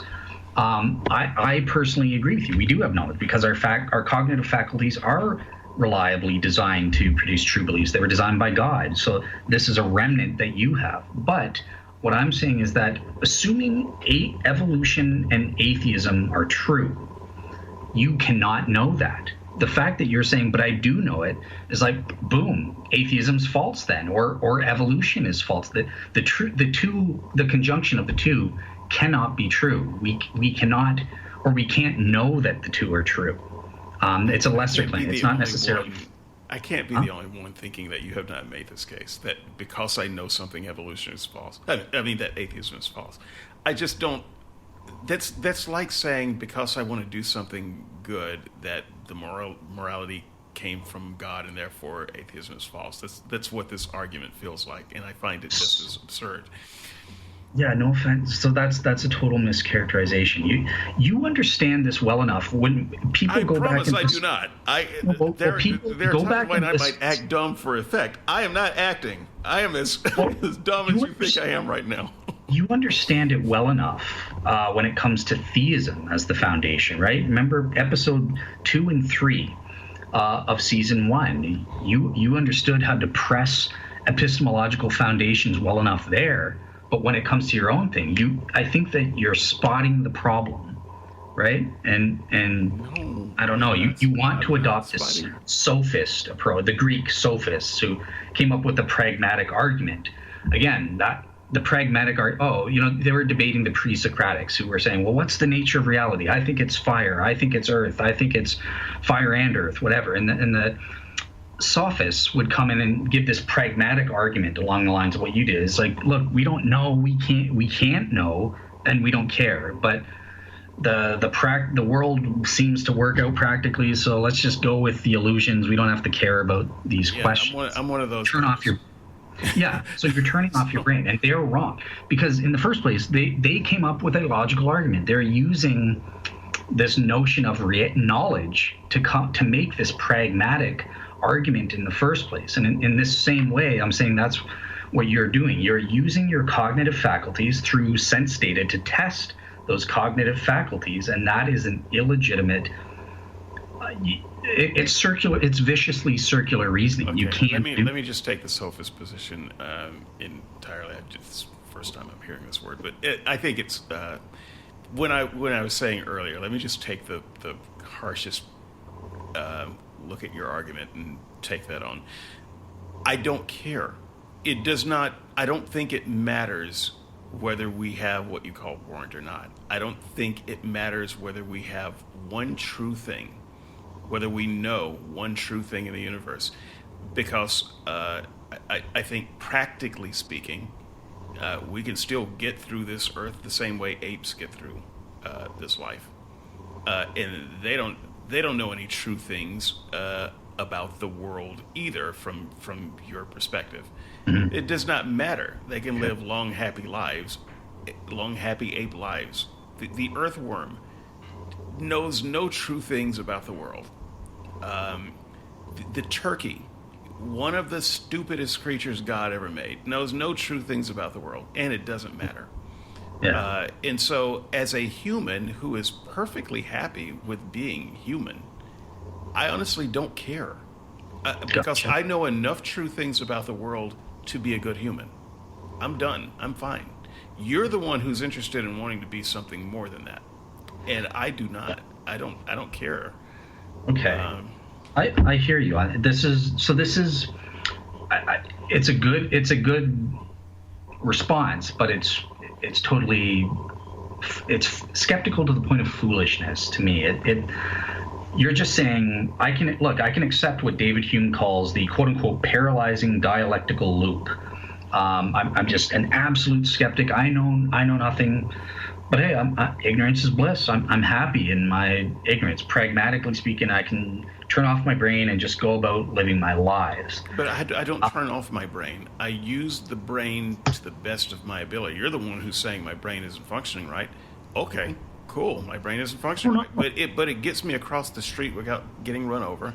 It gets me a gallon of milk every 3 days or so. It gets me to work on time, and it gets me, competence at a tough job. It does all kinds of things for me, and you're the one who's insisting that it's not working right, and I'm just saying, okay, cool. I'm assuming it is working right. Rock on. Evolutionary atheism, it's working for survival value. It's doing perfect. It's doing what it's supposed to do. It's not fine. I'm happy being a lower animal, the non-spiritual lower animal we call humans. For you, it's like the earthworm, and that's fine. The earthworm never has this conversation, and so they never get the headache that I'm developing right now. over. So I'll say this. So in the first place, yes, you are literally you have to turn off your brain to do that, because you are aware of the fact that you don't have a proper epistemic foundation. You just have to be logically in this state of absolute skepticism, which also leads to logical contradiction, because... But I'm not in a state of absolute skepticism. You're the one who thinks that I should be. I don't know. Maybe if I was smarter, I would be, but I'm not in a state of absolute skepticism. I'm not. Good. I think you used a better term before, absolute agnosticism, where you just can't know anything about the world. Sure, yeah. I am not in a state of absolute agnosticism, but let's just say, for the sake of argument, that I was. Let's say that I am in a paralyzing state of agnosticism. Well, I don't have to be paralyzed by it. Just because I don't know whether I should go left or right doesn't mean that I can't make some decisions and get to where I want to go. So I may always say, I don't know if this is the right thing or not, but I'm going to do it. And then, if that produces me getting to where I want to go and doing what I want to do and accomplishing what I want to accomplish, that's good enough for me. Right. So that's fine. But in order to do that, you are turning off your brain. You are irrational in doing that. I'm not turning off my brain. I'm using the full capacity of my brain. No, you're not. Because full capacity would deal with this epistemic foundation issue, and you are refusing to do that. You don't want to do that, because then it would imply that you don't have any knowledge about any... I don't think that your epistemic foundation is any more useful than your moral foundation in an evolutionary naturalistic world. Once again, evolution doesn't care whether I'm right or not. I don't know what it cares about, but I don't think it cares whether I'm right. So let's just take your formulation. It just cares that I survive. Great. Maybe I live 100 happy years on this earth, and I only have the illusion that I was using my brain. That's still good enough for me, because I think that I am using my brain to make a good argument, and I think that it is a sufficient argument, and you're saying that it's not. Maybe you're right. Maybe you are that much smarter than me, and you can see some other aspect of this that just escapes me, but that's not going to stop me from having a great day. Yeah, correct. But in order to have that great day, you get it, right? You just said, maybe I'm correct about this epistemic foundation. You don't have it. Great. That's in order to have the great day. Then you're having to turn off your brain and let's just go with the flow. It doesn't seem to me like I've got a burned hand or whatever. But you are acknowledging in that you don't have knowledge, and if you acknowledge that you're aware of the fact... I'm not acknowledging that I don't have knowledge. I'm acknowledging that I may not have knowledge based on your idea of knowledge and where you think knowledge should come from. Once again, it's like the Christian argument about morality. I'm not arguing that I don't have morality simply because I don't believe in your God, but the Christian would say, no, without God, there is no such thing as a moral foundation. Well, you're batshit crazy for believing that. There are plenty of ways to derive a moral foundation, and I think there are plenty of ways to derive epistemic foundation. I don't need your God's sense of knowledge or logic or warrant to get there. So you were just locked into the idea that that's the only way to justify warrant, and I just think you're wrong about that. I just don't feel like it. I don't feel the necessity to argue you out of that position. Yeah. Okay. Well. I guess so. Yeah. In this, I guess I can leave it this way then, because you are just adopting the pragmatist approach. Like we are saying, you are acknowledging the argument, even though I get that you think that you're not, and I'm acknowledging what you're saying about the sophist approach or the pragmatism. People can and do that all the time. But if you want to be considered rational, then all I would say is this: don't complain. Christians are absolutely right when they call an evolutionary atheist irrational. You cannot be rationally justified and can never be rationally justified using a set of cognitive faculties that are solely the result of natural selection or genetic mutation and that sort of thing. I guess check out the sources, and you guys can decide for yourself. So if there's someone out there who thinks that I did not win this debate, write in, put in the comments, but also skeptics and seekers at gmail.com. That comes directly to both our inboxes. If it's something for Dale and I see that he hasn't responded to in a while, I usually back channel and send it to him, make sure that he's at that attention. So you can send to either one of us that way. If you do want to send to one of us saying, that other guy's an idiot, that's probably not the best way to do it, because we we both have access to that email. Now, granted, I don't mind. I mean, if I see that, I'll just pass it on to Dale. I'm okay with it. But send us a little bit more of your feedback. I mean, we're having this discussion in real time. Obviously, we've thought about this stuff for a long time. We've thought about this stuff over the week or so that we've written up the blogs. And done any back channeling about this subject, but you guys have some thoughts about it too. And so I would like to just follow up on this a little bit next week and see what we missed on either side. And I am content for that to be my last word. Cool. All right. Yeah. Good show. I hope people enjoy it. And please check out the sources. As I said, I'll give Alvin Plantinga's actual scholarly article giving the argument. I also got various videos for people, so a short 4-minute video about it, a 15-minute video, and then a longer one with Plantinga that's about an hour. So you guys can get acquainted with the argument in whatever format works for you. Yeah, and this is a special call out to Val, who is a philosophy wonk in ways that I am not, and a lot of this is very philosophically dense. I am quite certain that I have said a lot of things wrong over the course of the last hour. I invite you to write in, Val. I will just say up front, whatever you write about this, I will read and talk about and follow up next week, because it's going to be more intelligent than whatever I just said. I would say you did pretty decent. Like, that you did. I think that you supported my point. This pragmatic argument is what I think the only thing that evolutionary atheists can do, and that's what I'm talking about when you're reacting and saying, no, but I do have knowledge. I didn't burn my hand. I know it. This is what I mean when I'm talking about evolutionary atheists borrowing from a theistic epistemic foundation in order to. I am a pragmatist, but I don't think that's borrowing from theism. I think so. That's the difference. Once again, I equate it to the moral argument because a lot of people are familiar with that. It's like saying, well, if you claim to have any moral foundation, then you're claiming God, and that's not true. And so, in the same way, I think more simplistically than Dale is saying here, if you're claiming to have epistemic foundation, then you're claiming God. And again, I would say that's not true. You're just trying to make a land grab for God that is not, dare I say, warranted. Gotcha. Okay. Yeah, you get the last word this week since it's my topic. So, yeah. So you kind of get the last word because it was my. Well, I mean, we both get that we both had topics. Oh well, screw it. Hey guys. All right. Well, I hope you guys enjoyed the show. Feedback next week. You guys get the last word. So how's that? Oh, there you go. Yeah. All right. Bye-bye. Bye, everyone.